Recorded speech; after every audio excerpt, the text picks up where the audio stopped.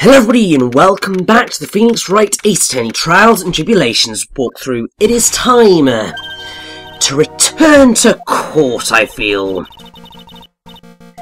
So, yeah, yesterday's session didn't go particularly well, but it went well enough that we got an extra day of investigation. And now we're that much closer to getting Maggie off, because we know she didn't do it. It's quite clearly Furio Tigre. And this is this is our last shot, really. Otherwise she is so dead.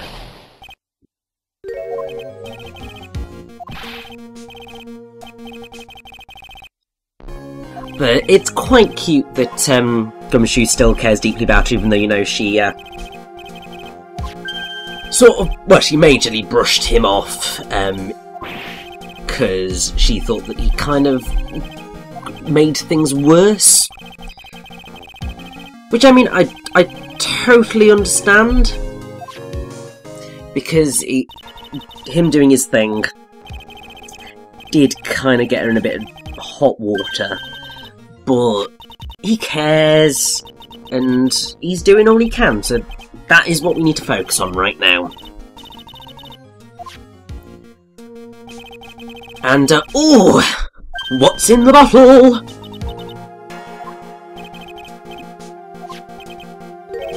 And, oh! So, this is, Glen Elg's medication. Nice! Although it does beg the question, what on earth was that doing in the kitchen? Because that's incredibly suspicious.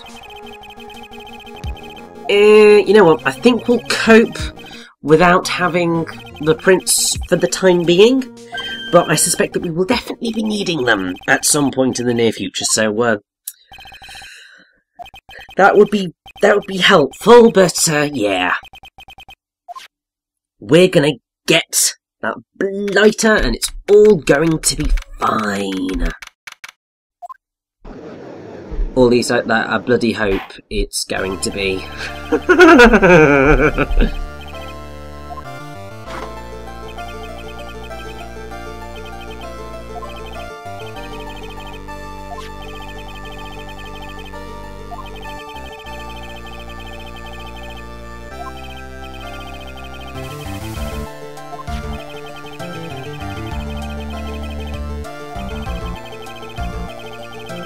And I have to say, I'm really excited to see that we are coming to the end of this case, because it's one of those ones which is, like, I would say it is arguably the weakest case in the game. I mean, that's not to say it's a bad case at all. In fact, it's really quite fun, and there's nice twists and turns, and the characters are fascinating, and all that jazz. But in the grand scheme of things, you had the first case, which was really fascinating because you had Nick being the defendant, you had Dahlia Hawthorne, and all that jazz, and it was really quite... It was a fascinating start, and also the fact you get to play as Mia. Then the Stolen Turnabout's quite fun because you have the craziness of Ron, you have the craziness of Look At Me, and it's interesting because it's the first time that you initially have a non-murder case, and then it becomes a murder case, and you've got all those different things going on. And Recipe for Turnabout is in a similar sort of filler state to the Stolen Turnabout, but I don't know, I feel Jean Armstrong creeps me out a little bit too much. And also, as hilarious as Furio Tigre is, he's not quite got the villainous wiles, shall we say, of Atme or the other villains that we have faced down. And so this ends up being the weakest case, but that said, it's still a strong case over if you look at the rest of the franchise. It's just that when the rest of the cases in the game are at such a level, this one just struggles to just quite match up. But, oh god. Armstrong is saying there's a mirror.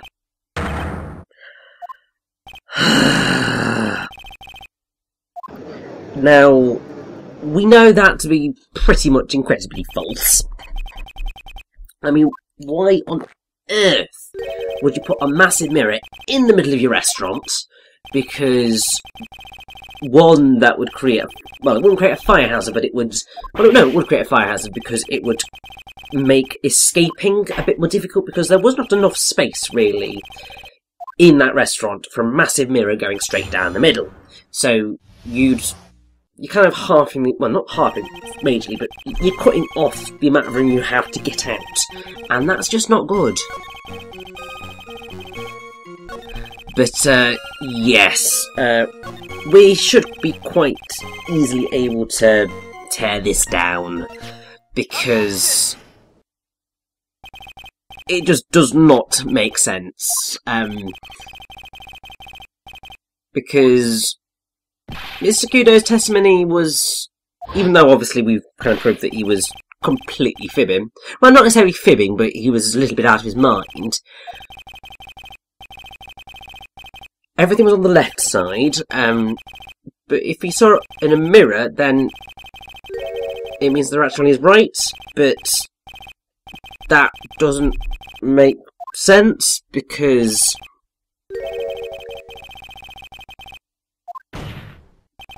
that means that everything's wrong, because the HMD should be on his left side, because that is where it is. So there could not have been a mirror at all. Otherwise, his HMD would be over the right eye, and then he would be able to hear. So, literally does not make sense.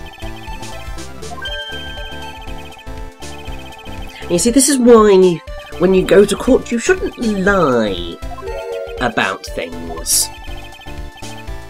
Because if you lie and you are a terrible liar, you're going to get found out. And even if you think you're a really good liar, there is a lot of stuff that can give you away. Like, I know that there's a whole area of psychology and psychoanalysis and all that jazz, where the way you look with your eyes can signal what you're thinking about. I can't remember exactly what the type of analysis is called, nor can I remember exactly, like, the directions and what they mean. It's like if you're looking to one direction, you're remembering something. If you're looking up in the opposite direction, you're creating something. And if you're looking down, you're hiding, and it's all that sort of stuff. And if you study people's faces very carefully, then you do tend to get quite good at figuring out their tells of when they're lying. And I mean, it's the whole thing of, like, having a really good poker face. I, for one, really probably do not have a very good poker face. Like, you can generally tell when I'm upset or a bit pissed off. I don't hide that very well, unless it's hiding deep-seated depression. That I can hide quite well.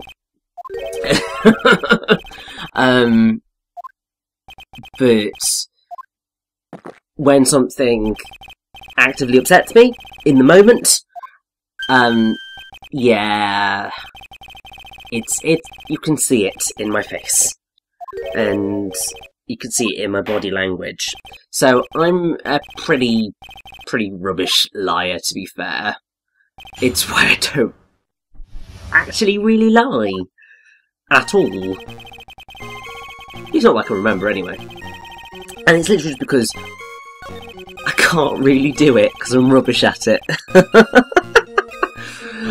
So I just try and tell the truth, because really honesty is the best policy, and it just works out better in the grand scheme of things. Because then you don't get caught out in situations like this. Because, obviously, if there was a mirror present, we know for a fact that Mr. Kudo knocked over the vase. If a mirror was present, and he was sitting in that position, the vase would not be there. So, there weren't no bleeding mirror. That's just so obvious. It's unreal.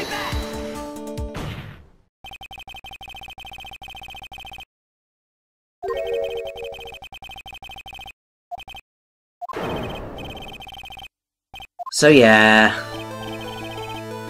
there weren't no bleeding mirror. Although to be more correct, it would be there wasn't a bleeding mirror, because double negatives weren't no bleeding mirror suggested that there was a bleeding mirror. See, you've also got to be careful with your words if you're in court, because if I had said something like that, then someone would have been able to pull me up on that, because sometimes people's words can betray people. That's why you have the Freudian slip. Which I have witnessed before quite regularly, and I am sure I have been guilty of myself. Everyone is party to a Freudian slip every now and again. And basically, for those of you who aren't aware of what a Freudian slip is, you should know what it is anyway, but if you don't, it's where you accidentally say what you mean, even though that wasn't what you intended to say. So,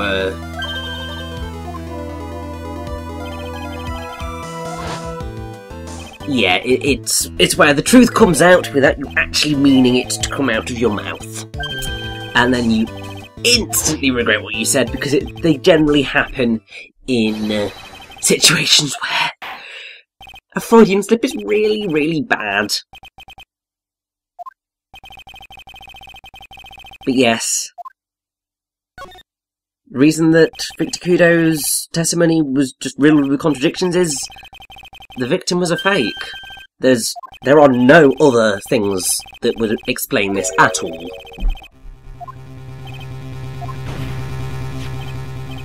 And actually, now that we've gotten this out into the open, I think we should actually be able to nail down exactly what has happened here.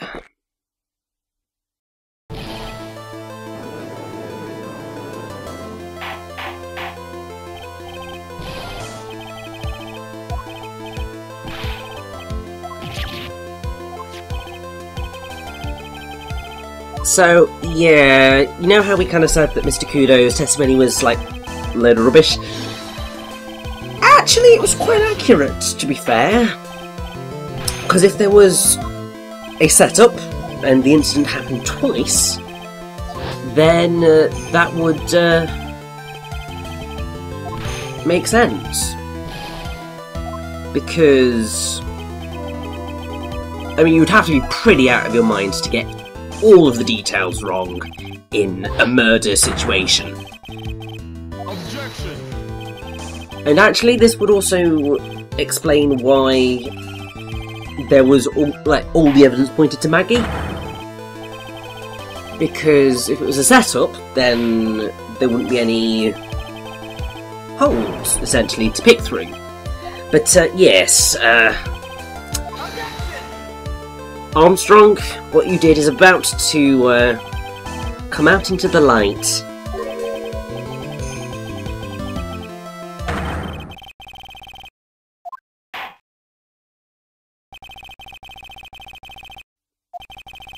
So, Come on, Armstrongy. Give us the truth.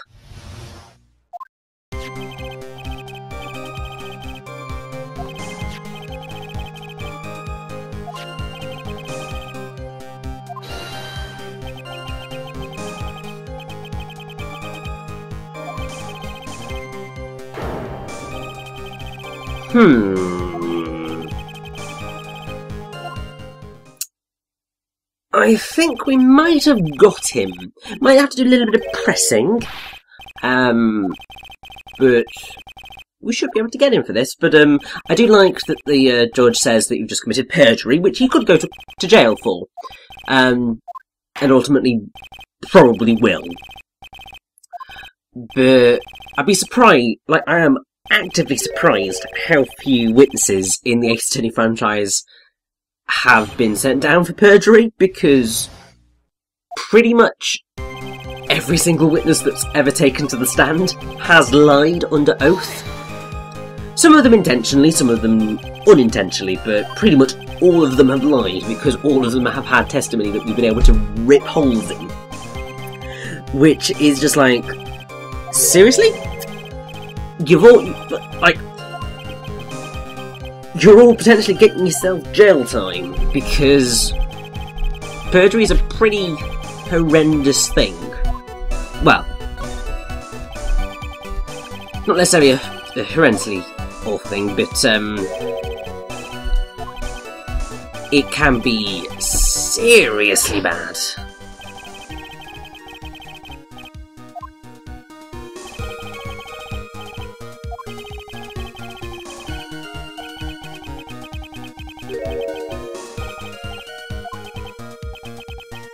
And, yeah, a person convicted for perjury under federal law may face up to 5 years in prison and fines. That being the case, I believe, in America, because this particular website says varying from state to state. But, actually, considering the game is meant to take place in America, massive quotation marks, it makes sense. But basically, because perjury is a felony, it will always carry a possible prison sentence of at least 1 year plus fines and probation. And the way it works is that penalties are increased in relation to how much the perjury interfered with the proceeding. When the perjurer was a witness in his own criminal trial, his sentence for the underlying conviction may also be increased, on the grounds that a lying defendant is one who has a bad character and is not likely to be rehabilitated quickly. Judges can punish a perjurer who lied under oath to hide or assist a crime in a way that goes beyond the sentence for perjury.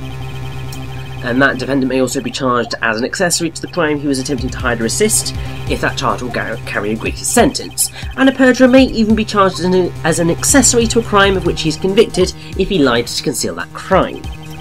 There's no civil remedy for a criminal defendant wrongly convicted based on another's perjury, nor for a party to a civil lawsuit who loses because of a witness's perjury. And also a person who commits perjury may also have violated other laws that you could actually get them done for. So, yeah, perjury is a pretty bad thing, but you see, this is where Armstrong failed miserably, because his timings didn't work out. Because we know that Glenelg was listening to the actual lottery, because that's how he knew that he'd won. And we know exactly what time that was, and it doesn't fit with Armstrong's timeline. Objection. So the only way it works is if there were 2 runs of the murder.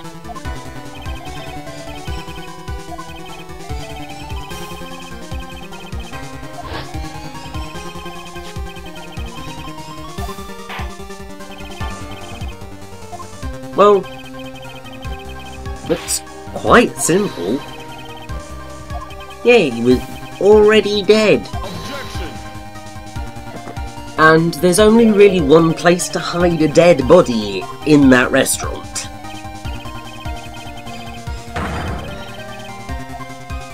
Like, I don't see what Godot's finding so difficult about this.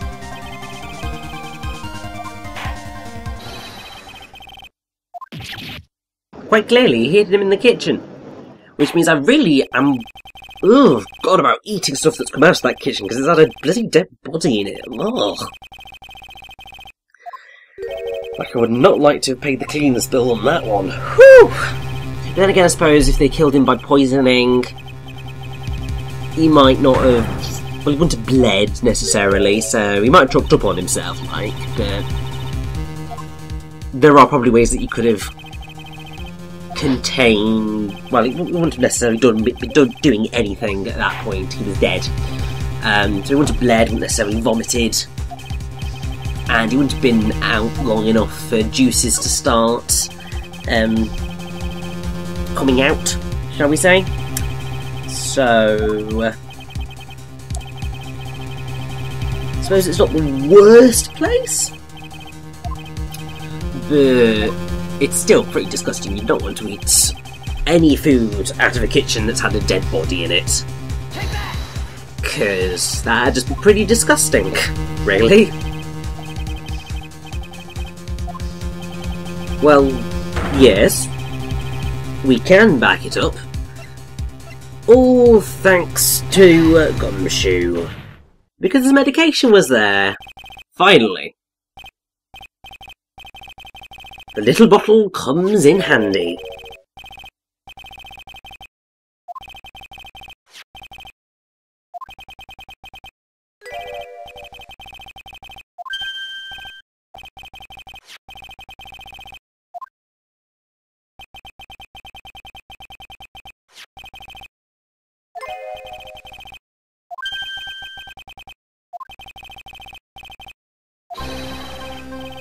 As I like how they are saying that word. Otolaryngology. Otolaryngology. Yes, otolaryngology. Oh my god. Oh, funnily enough, it's apparently the oldest medical specialty in the United States. And it's basically just ear, nose and throat stuff. But I like how they're just kind of going, yeah, boom, I'm going to say that entire word and it's all going to be fine. It's like trying to say Lanfair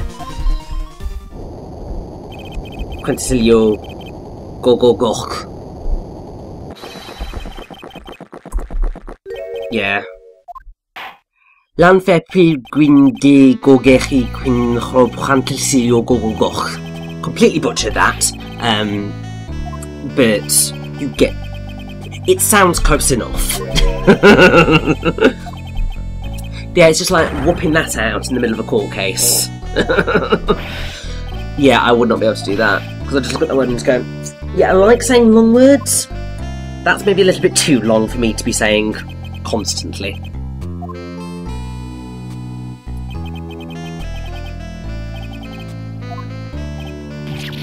But, yes, we have finally broken Armstrong down. Because he's got to tell us the truth, otherwise you know he's going to get done for murder, so... I mean, he's also going to get done for perjury. But probably also murder as well, so... Hopefully he actually tells us the truth this time. Because that way he's not going to get... Well, I mean, he'd probably get charged with being an accessory to murder because he has, you know, helped to hide it. He's lied under oath to make sure that somebody else goes down for it. So he's definitely helped in the crime.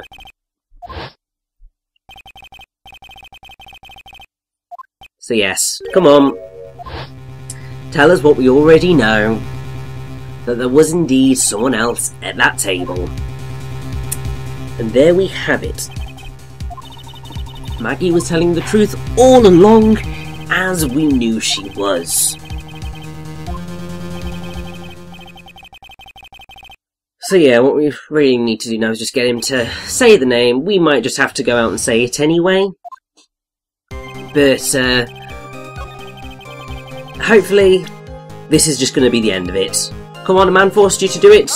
We know his name. It is one Furio Tigre.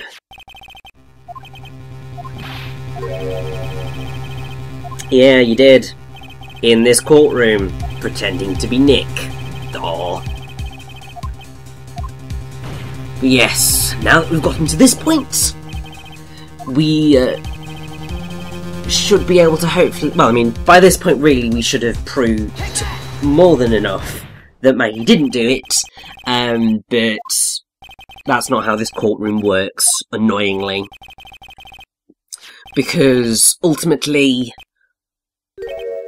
in UK and in American law,